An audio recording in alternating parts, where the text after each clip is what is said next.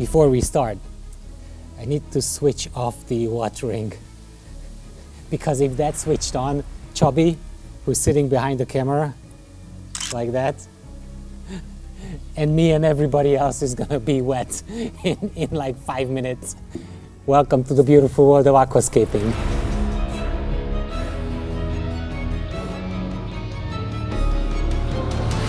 Good news is that we have a garden here, and I came out because this glue, the Impa glue that I'm gonna use to glue these rocks together for this nano tank, is really stinky, and all the guys are gonna hate me inside Green Aqua. Because today, very exciting times ahead, we're gonna do a shrimp tank, a nano tank. Stay with us.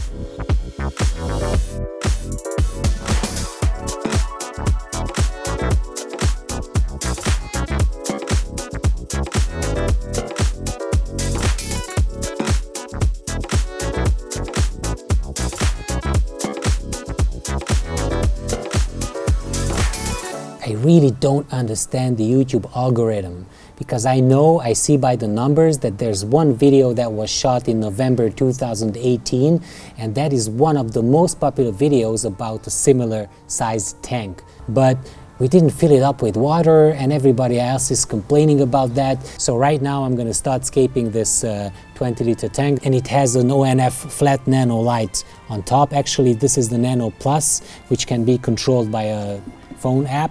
And mind the glass. We're gonna have an OASE FILTOSMART 100 below this tank. We have the CCAM Matrix biological filter media in it, and we also have the CCAM Purigen in that filter, obviously to get out all the tint from the water.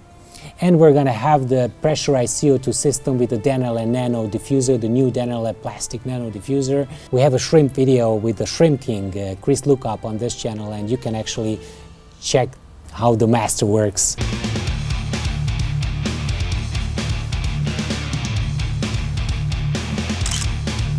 Anyway, let's just start working before the sun goes down, but not before I finish the CO2 idea. So CO2 is absolutely fine with shrimp. Actually, shrimp will tolerate the CO2 levels much better than fish. I'm not even sure that we're going to introduce fish in this tank, but we're going to introduce the triple S grade CRS shrimps. This is going to be an Iwagumi scape actually, which means in Japanese that it's a rock formation scape. I want to use just small foreground plants throughout the whole layout, and I want to do a triangle composition. I'm not sure yet what I'm going to do, but I'm going to do terraces. I'm going to take the biggest flat rock that I have. I'm gonna probably glue it here on top.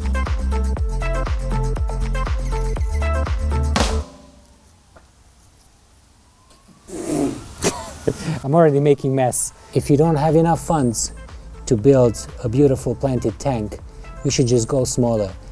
I think that this is the ideal size for a beginner's tank. If you start with this size, you will be probably able to budget in a good light, a good external filter, which is really important for the filtration. We have all kinds of tutorials on this channel.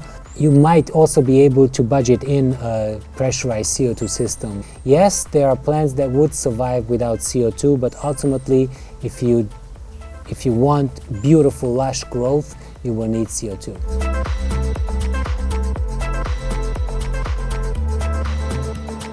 I do have some smaller pieces of dragon stones, and I'm just going to apply these where the glue is visible. Maybe this is a good one if we broke it with the hammer. Yeah, this might be a good height actually, but the problem is that it has different color.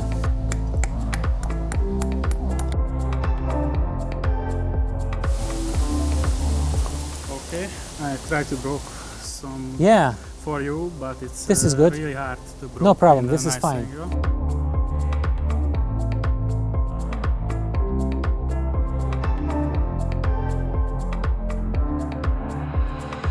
This is the first terrace in the back, right there, and I'm trying to do a second terrace in front now.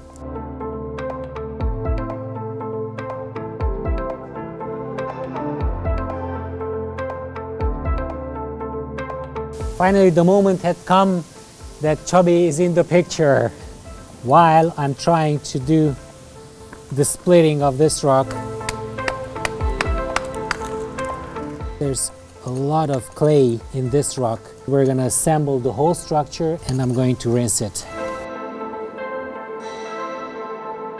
This glue is perfectly safe. It will not leach anything in the water.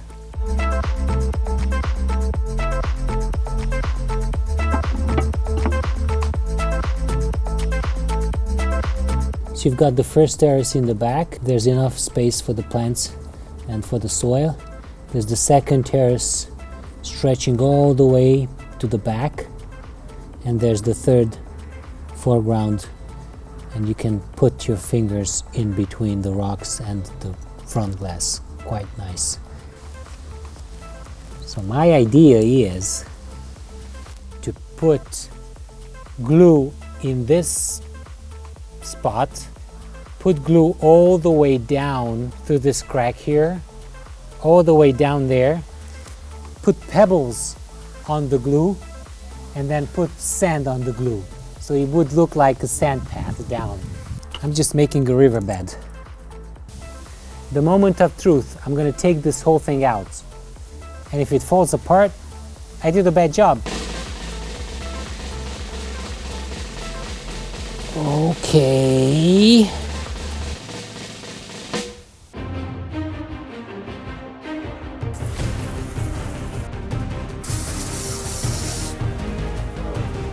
The hardscape has arrived to the Green Aqua Gallery. We're under perfect conditions now, and I'm going to introduce this into the tank without breaking the tank, possibly, without scratching the tank, possibly. It's too high, and I cannot.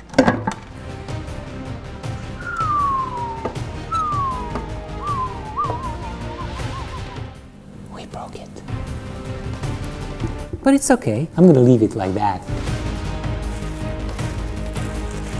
You don't see that from that angle, but basically the whole bottom of this hole is filled with fine filter mesh.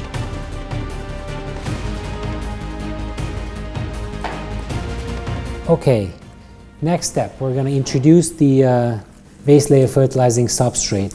We're using the ADA Power Sand Advanced S. It helps with the filtration. As the next step, I'm going to introduce the soil, pouring that on top of the Power Sand. It is very, very important to close the direct contact of the base layer fertilizing substrate with the water, because if you don't close that contact, you will have problems. Don't worry about the white color being visible at the beginning, because it's going to be brown in no time. This is a very heavy soil, so the grains are really heavy.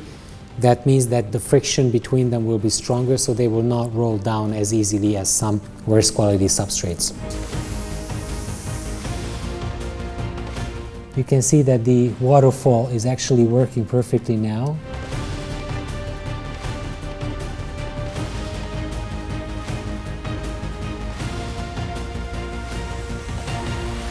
I don't want any shrimp to hide behind the rocks.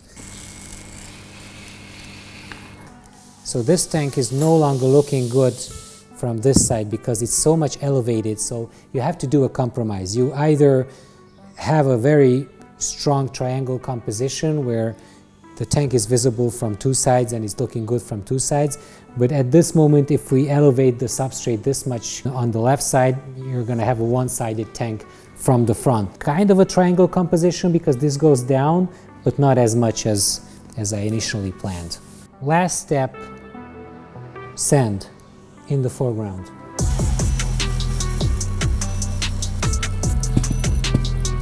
It's really okay to have some sand on the soil. That will not do anything to the biology. I don't mind having sand on soil, but I do mind having soil on sand. Problems of the life. We're gonna spray it so that we're able to plant, and we're gonna select the plants. Actually, the plants are already pre-selected because I don't want to interfere with the client orders, and Tommy's gonna be really angry if I do that.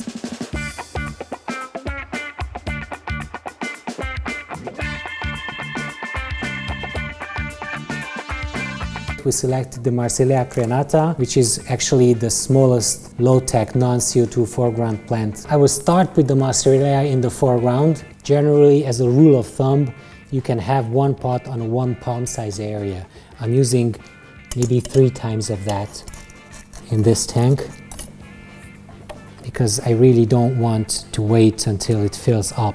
Green Aqua STAUROGYNE repens. This is the mid-ground plant. The STAUROGYNE repens could be here in this corner. A smaller patch could go on the left side here. Always when you use a plant on the right side, make sure that you use it on the other side as well, which is the left side.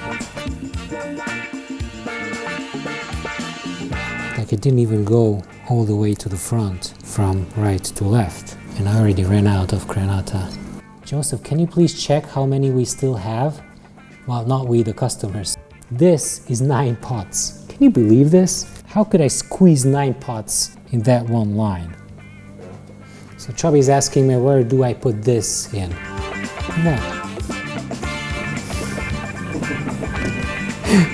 No.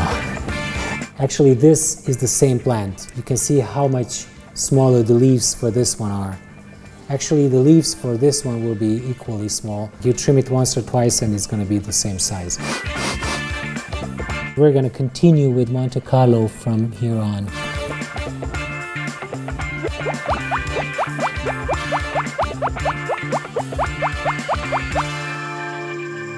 And I still have 1 pot of the little CRYPTOPARVA. This will go here.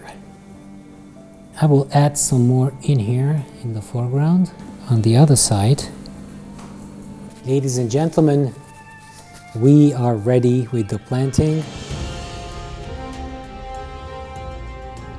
Okay, let's move the aquarium into place and let's fill it up with Felipe's tank water, sacred water. That's it.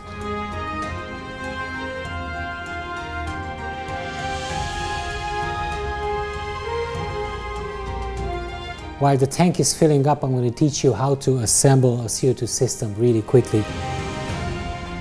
Bottle, the CO2 bottle, this will last probably 8 months to 10 months for this tank.